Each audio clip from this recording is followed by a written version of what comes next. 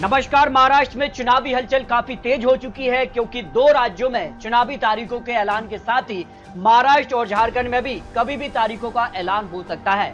तो महाराष्ट्र को लेकर 288 सीटों का जो विश्लेषण है वो चौंकाने वाला सामने आ रहा है क्योंकि अपने अपने जीत के दावे किए जा रहे हैं और दल बदल का कार्यक्रम भी शुरू हो चुका है। तो जम्मू और हरियाणा में यहाँ चुनावी तारीखों का ऐलान हो चुका है। इसके साथ ही महाराष्ट्र और झारखंड में भी कभी भी तारीखों का ऐलान हो सकता है। लेकिन महाराष्ट्र में सियासी हलचल काफी बढ़ चुके हैं और महाराष्ट्र में कौन होगा किंग, इसको लेकर अपने अपने जीत के दावे सामने आ रहे हैं। लेकिन जमीनी हकीकत पर जो आंकड़े हैं वो किसके पक्ष में जा सकते हैं? क्या महाराष्ट्र में बड़ा खेला होने जा रहा है? इस बार काफी हलचल लोकसभा चुनाव में देखने को मिली है। तो महाराष्ट्र में मुख्यमंत्री के तौर पर किसे लोग पसंद करते नजर आ रहे हैं? क्योंकि तीन चर्चित चेहरे हैं और तीन ही यहाँ पर मुख्यमंत्री महाराष्ट्र में रह चुके हैं।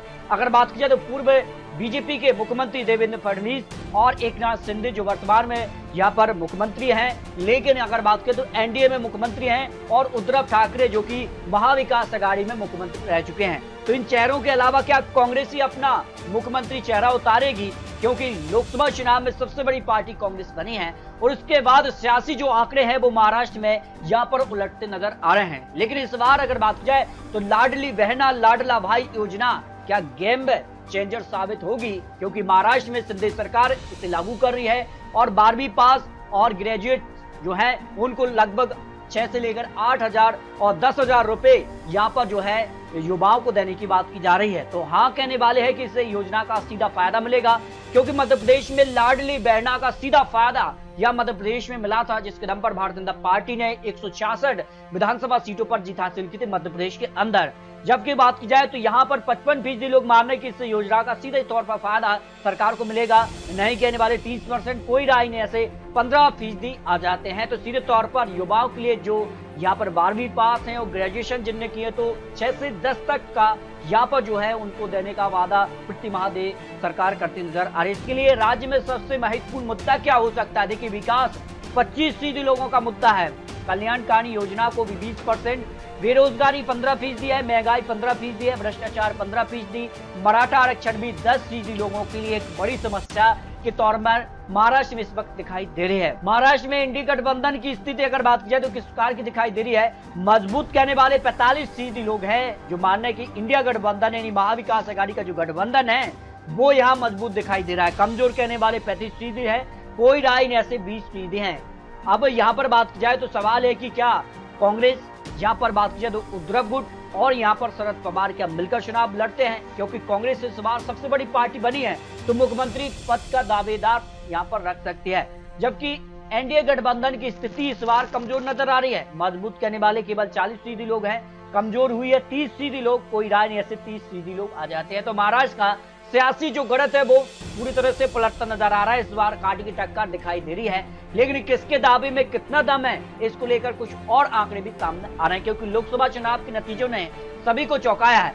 कांग्रेस ने 13 लोकसभा सीटों पर जीत हासिल की और अगर बात की जाए तो यहाँ पर शरद पवार ने यहाँ पर बात की जाए तो यहाँ पर 8 सीटें, शिवसेना यहाँ पर उद्धव गुट ने 9 सीटें हासिल की। कुल 30 सीटों पर महाविकास अघाड़ी ने जीत हासिल की है, जबकि एनडीए गठबंधन में 17 सीट ही जीत मिली है। जबकि मैं भारतीय जनता पार्टी को यहाँ पर 9 सीटें, 7 सीटें शिवसेना को, एनसीपी को 1 सीट मिली है, जिसके दम पर यह दावा किया जा रहा है कि इस बार महाराष्ट्र में बड़ा उलटफेर यहाँ पर देखने को मिल सकता है। इसको लेकर कुछ आंकड़े भी सामने आ रहे हैं। अगर बात की जाए नागपुर की 10 सीटों में से एनडीए को 5 सीटें, इंडिया गठबंधन को भी 5 सीटों पर जीत का अनुमान सामने आ रहा है। नासिक की 15 सीटों में से एनडीए को 8 सीट तो इंडिया गठबंधन के पक्ष में 7 सीटें, अन्य के पक्ष में भी यहाँ पर कुछ सीटें जा सकती है, जो आंकड़े सामने आ रहे हैं। अन्य में अगर बात की जाए तो यहाँ पर बात की जाए तो किस प्रकार से अन्य यहाँ पर एनडीए या फिर इंडिया गठबंधन में शामिल होते हैं वो काफी महत्वपूर्ण हो जाता है। मुंबई उपनगर की 26 सीटों में से एनडीए को 10 सीटें, इंडिया गठबंधन को 14 सीटें, अन्य के पक्ष में 002 सीटों का अनुमान सामने आ रहा है। मुंबई सिटी की 10 सीटों में से एनडीए को 4 सीटें तो इंडिया गठबंधन के पक्ष में 6 सीटें, अन्य के पक्ष में 0 सीट की संभावना यहाँ पर दिखाई दे रही है, जो आंकड़े सामने आ रहे हैं। रायगढ़ की 7 में से एनडीए को 3 सीटें, इंडिया गठबंधन 4 सीट, अन्य के पक्ष में 0 सीट की संभावना यहाँ दिखाई दे रही है। इस तरह से अगर बात की जाए तो जिस प्रकार से आंकड़े हैं और इस बार महाराष्ट्र में उलटफेर की संभावना दिखाई दे रही है। अगर बात की जाए तो यहाँ पर 17 की 8 में से एनडीए को 3 सीटें, इंडिया गठबंधन का 5 सीटों पर पलड़ा भारी हो सकता है, अन्य के पक्ष में यहाँ पर 0 सीट जा सकती है। रत्नागिरी की 6 में से एनडीए को 2 सीटें, इंडिया गठबंधन 4 सीट, अन्य के पक्ष में 0-0 सीट की संभावना हो सकती है, जो महाराष्ट्र को लेकर आंकड़े सामने आ रहे हैं। अब तक 82 सीटों के आंकड़े में कौन आगे दिखाई दे रहा है? एनडीए को 34 से 40 सीट, तो इंडिया गठबंधन 40 से 46 सीट, और अन्य के पक्ष में अगर बात की जाए तो यहाँ पर 0 से 2 सीटों की संभावना यहाँ पर दिखाई दे रही है। इसके अगर बात की जाए यहाँ पर सिंदूर की 4 में से एनडीए को 3 सीटें, तो इंडिया गठबंधन का पलड़ा 1 सीट पर भारी हो सकता है, जिस कार के आंकड़े सामने आ रहे हैं। इसके अलावा बात की जाए वर्धा की 4 में से एनडीए को 2 सीटों पर ही इंडिया गठबंधन के बीच काटी की टक्कर यहाँ देखने को मिल सकती है, जो आंकड़े यहाँ निकल कर सामने आ रहे हैं। यवतमाल की 8 में से एनडीए को 2 सीटें, तो इंडिया गठबंधन का 6 सीट पर पलड़ा भारी हो सकता है, जो आंकड़े निकल कर सामने आ रहे हैं। अहमदनगर की 12 सीटों में से एनडीए को 4 सीट, तो इंडिया गठबंधन का 8 सीट पर पलड़ा भारी है, 1 से 2 सीटें अन्य के पक्ष में जाने की संभावना दिखाई दे रही है। 120 सीटों के अनुमान में एनडीए को 45 से 50 सीट, तो इंडिया गठबंधन 60 से 63 सीट, अन्य के पक्ष में 2 से 7 सीटों का अनुमान सामने आ रहा है। इसके अलावा बात की जाए तो यहाँ पर परभनी की 4 में से एनडीए को 2 सीटें, 2 सीटों पर ही इंडिया गठबंधन के बीच काटी की टक्कर यहाँ पर देखने को मिल सकती है।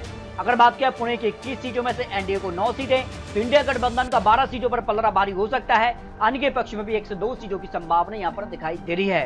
पालघर की 6 में से एनडीए को 2 सीटें, तो इंडिया गठबंधन का 4 सीट पर पलड़ा भारी हो सकता है, अन्य के पक्ष में 0-0 सीट की संभावना दिखाई दे रही है।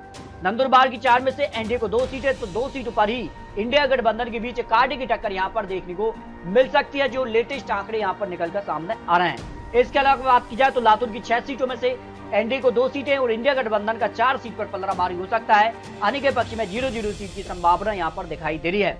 इसके अलावा बात की जाए कोल्हापुर की 10 सीटों में से एनडीए को 4 सीट, तो इंडिया गठबंधन का 6 सीट पर पलड़ा भारी है, अन्य के पक्ष में 0-0 सीट की संभावना हो सकती है, जो महाराष्ट्र को लेकर लेटेस्ट आंकड़े निकल के सामने आ रहे हैं। जलाना की 5 सीटों में से एनडीए को 3 सीटें, तो इंडिया गठबंधन का 2 सीट पर पलड़ा भारी है, अन्य के पक्ष में 0 सीट की संभावना हो सकती है। हिंगोली की 3 में से एनडीए को 2 सीट, तो इंडिया गठबंधन 1 सीट पर पलड़ा भारी हो सकता है, अन्य के पक्ष में भी यहाँ पर 0 सीट की संभावना दिखाई दे रही है। जलगांव की 11 सीटों में से एनडीए को 4 सीट, तो इंडिया गठबंधन का 7 सीटों पर पलड़ा भारी हो सकता है, अन्य के पक्ष में 1 से 2 सीट की संभावना यहाँ दिखाई दे रही है। गढ़चिरौली की 3 में से एनडीए को यहाँ पर 1 सीट, इंडिया गठबंधन का 2 सीटों पर पलड़ा भारी हो सकता है, जिसका के आंकड़े सामने आ रहे हैं। गोंदिया की 4 में से एनडीए को 2 सीट, तो 2 सीटों पर ही इंडिया गठबंधन के बीच कांटे की टक्कर देखने को मिल सकते हैं। इस तरह से अगर बात किया 195 सीटों के आंकड़ों में अगर बात किया तो एनडीए 78 से 90 सीट के आसपास पहुंचता नजर आ रहा है, वही इंडिया गठबंधन 90 से 107 सीट, अन्य के पक्ष में 2 से 10 सीट का अनुमान हो सकता है। जिस कार से अगर बात किया तो एमएनएस और अगर बात की जाए अन्य यहाँ पर जो क्षेत्रीय दल हैं वो यहाँ पर अन्य में आते हैं कि या इंडिया गठबंधन यहाँ पर एनडीए गठबंधन में शामिल होते हैं, वो काफी महत्वपूर्ण हो जाता है। इसके अगर बात किया धुले की 5 सीटों में से एनडीए को 3 सीट है, तो इंडिया गठबंधन का 2 सीटों पर पलड़ा भारी हो सकता है। चंद्रपुर की 6 में से एनडीए को 2 सीट, तो इंडिया गठबंधन का 4 सीट पर पलड़ा भारी है, अन्य के पक्ष में 0-0 सीट की संभावना दिखाई दे रही है। बुल्ढाना की 7 में से एनडीए को 2 सीट, तो इंडिया गठबंधन का 5 सीट पर पलड़ा भारी हो सकता है। भंडारा की 3 में से एनडीए को 2 सीट, तो इंडिया गठबंधन 1 सीट पर भारी हो सकती है, अन्य के पक्ष में यहाँ पर भी 0-0 सीट की संभावना दिखाई दे रही है।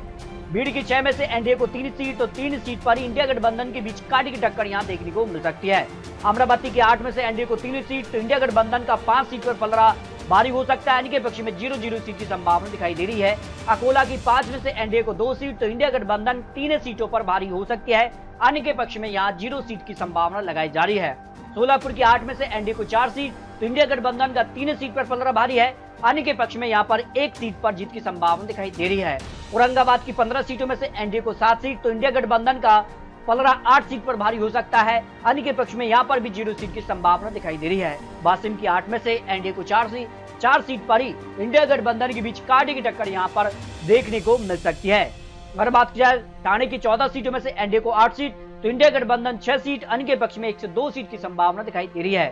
सांगली की 5 सीटों में से एनडीए को 2 सीट, तो इंडिया गठबंधन 3 सीटों पर पलड़ा भारी हो सकता है, जिस कार के आंकड़े सामने आ रहे हैं। उस्मानाबाद की 2 सीटों में से दोनों सीटों पर एनडीए को जीत की संभावना हो सकती है। इस तरह से अगर बात किया तो महाराष्ट्र को लेकर जो सभी 284 सीटों का महत्वपूर्ण विश्लेषण है, उस आधार पर अगर बात की जाए तो यहाँ पर एनडीए को 126 से लेकर 140 सीटों का अनुमान सामने आ रहा है। वही इंडिया गठबंधन 140 से लेकर 155 सीट और अन्य के पक्ष में 3 से 10 सीटों का अनुमान हो सकता है, जिस कार के आंकड़े सामने आ रहे हैं। अन्य में एमएनएस क्या अन्य से चुनाव लड़ता है या फिर एनडीए फिर इंडिया गठबंधन में शामिल होता है, वो काफी महत्वपूर्ण हो जाता है। इसके बाद अन्य का आंकड़ा बढ़ सकता है। तो इस तरह से महाराष्ट्र को लेकर काफी हलचल बढ़ चुकी है और महाराष्ट्र में अगले मुख्यमंत्री कौन बन सकता है, क्या एनडीए फिर इंडिया गठबंधन, सीधे तौर पर बात की जाए तो महायुति विशेष महाविकास आघाड़ी में सीधी टक्कर महाराष्ट्र में इस बार देखने को मिल सकती है, जो आंकड़े यहाँ पर निकलकर सामने आ रहे हैं। इस तरह से अगर बात की तो महाराष्ट्र को लेकर अपनी रख सकते हैं, महाराष्ट्र में अगली सरकार किसकी बन सकती है, 288 सीटों का विश्लेषण किसके पक्ष में जाएगा, क्या महाविकास आघाड़ी या महायुति, अन्य का समर्थन किससे जाता है। लेकिन माना जा रहा है कि महाराष्ट्र में इस बार एनडीए विशेष इंडिया गठबंधन की सीधी टक्कर होने जा रही है। तो कभी भी तारीखों का ऐलान हो सकता है। उसके साथ ही महाराष्ट्र में दल बदल का सिलसिला भी शुरू होगा, क्योंकि इस बार काफी हलचल महाराष्ट्र में यहाँ पर चुनावी तारीखों के ऐलान के साथ होने जा रही है। तो आपको क्या लगता है, महाराष्ट्र को लेकर अपने रख सकते हैं। आपको बता दें चुनावी आंकड़े, चुनावी अनुमान है। आने वाले वक्त में यहाँ किस प्रकार के चुनावी वादे होते हैं, किस प्रकार के प्रचार होंगे, किस प्रकार के गठबंधन बनते हैं, उसके बाद आंकड़े बदल सकते हैं। तो आपको क्या लगता है, अपने रख सकते हैं महाराष्ट्र में इस बार एनडीए या फिर इंडिया गठबंधन की सरकार बनेगी, इसको लेकर अपने रख सकते हैं। बहुत जल्द आपको और लेटेस्ट महत्वपूर्ण आंकड़े दिखाने जा रहे हैं। तो मिलते हैं और लेटेस्ट और महत्वपूर्ण विश्लेषण के साथ। तब तक के लिए जय हिंद, जय भारत।